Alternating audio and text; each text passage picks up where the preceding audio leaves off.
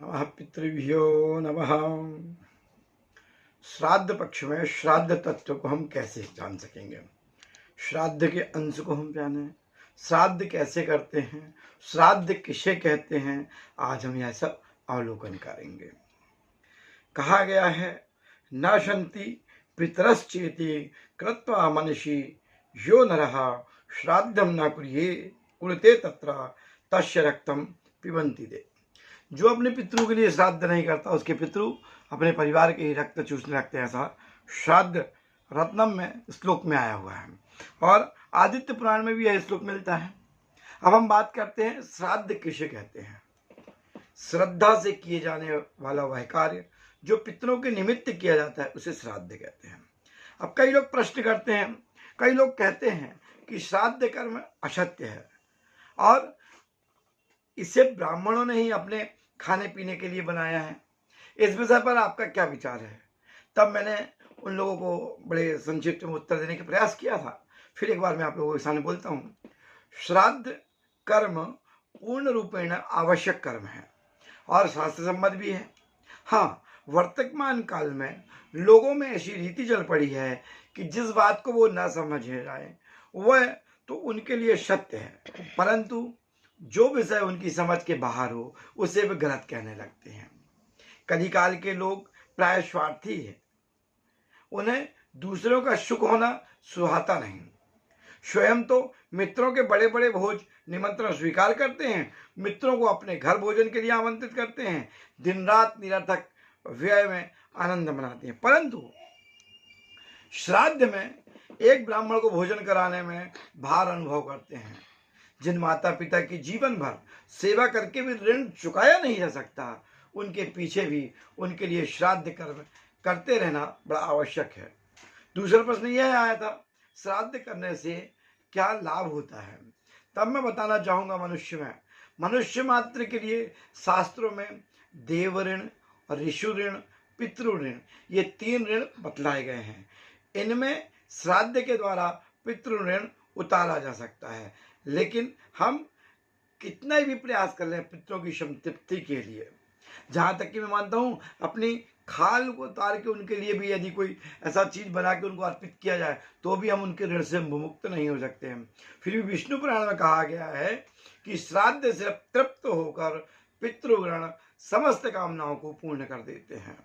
इसके अतिरिक्त श्राद्धकर्ता से विश्वदेवगण, पितृगण, माता माँ, कुटुंबी जन सभी संतुष्ट रहते हैं।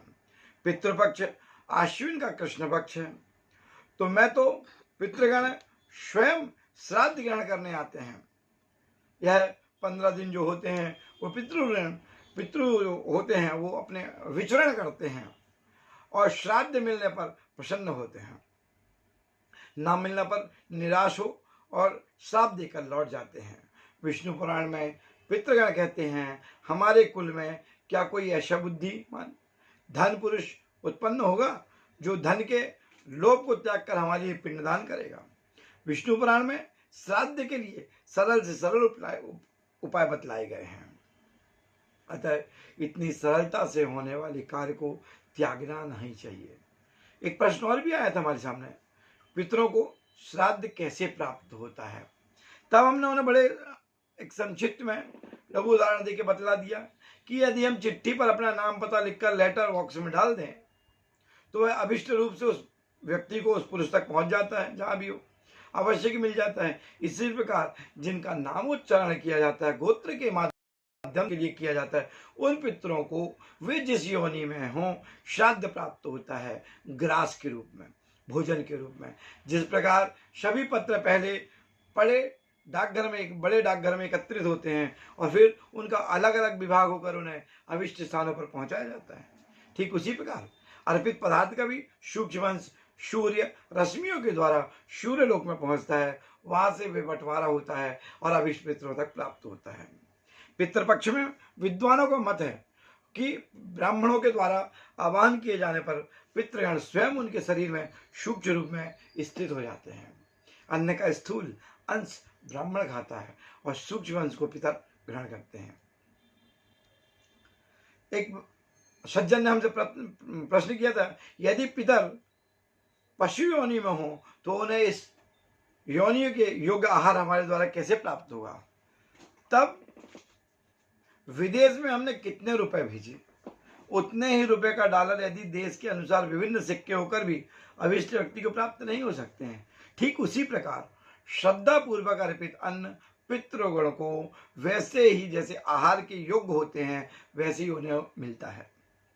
कई लोग बहुत सारे प्रश्न करते हैं, पितृ परम धाम में हो, वहां आनंद की आनंद है, वहां उन्हें किसी वस्तु की भी आवश्यकता नहीं है, फिर उनके लिए किया गया श्राद्ध क्या व्यर्थ चला जाएगा? नहीं नहीं, ऐसा नहीं हो सकता है। जैसे हम दूसरे शहर में अभिष्ट व्यक्ति को कुछ रुपए भेजते हैं, परंतु रुपए वहां भेजने पर पता चलता है कि अभिष्ट व्यक्ति तो डेथ हो चुकी, मर चुका है, तब वह रुपए हमारे ही नाम होकर हमें ही मिल जाता है। ठीक वैसे ही परमधामी वासी पितरों के निमित्त किया गया श्राद्ध से हमें पुण्य ही प्राप्त होता है, अतः व्यर्थ नहीं जाता है। हमारा लाभ तो सब प्रकार से है। उदाहरण की बता दूं, यदि किसान जो है खेती पर अनाज जब बोता है तो वह अभिष्ट चिंतन करता है कि मेरे यहाँ बहुत अच्छी खेती होगी, और भगवान की कृपा होती है, वह खेती बहुत अच्छी होती है। कभी कभी उसकी खेती में ऐसा तो नहीं कि बीज बोया और बीज उगा ही नहीं, ऐसा असंभव है। ठीक इसी प्रकार से हमें हर एक दृष्टि से हमारे पूर्वजों के लिए श्राद्ध अवश्य करना चाहिए, अवश्य करना चाहिए और अवश्य करना चाहिए। जो शक्ति देवताओं में नहीं हो सकती वो पितृगण करने में सामर्थ्य होते हैं। नमस्कार, फिर मिलूंगा मैं आपसे।